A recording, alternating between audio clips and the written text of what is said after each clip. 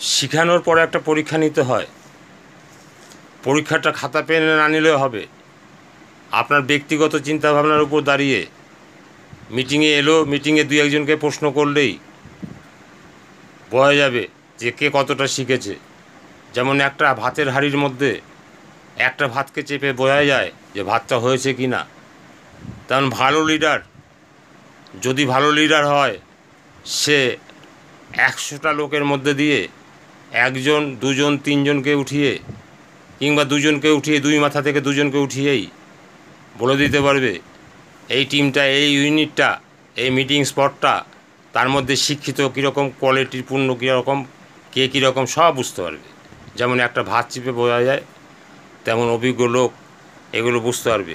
দুজনকে দুটো প্রশ্ন করলো, ভাই তুমি দাঁড়ালো, তোমার নাম কি, এই তুমি কতদিনে এই কাজটা করছো, কটা সাকসেস হয়েছে, এই সামান্য সামান্য প্রশ্নতেই বুঝতে পারা যাবে যে তার অভিজ্ঞতা কী, আর হলের মধ্যে বেশিরভাগ লোকের অভিজ্ঞতা কী। এগুলো বের করে নেওয়া যায়, অভিজ্ঞতা না থাকলে এগুলো সম্ভব নয়।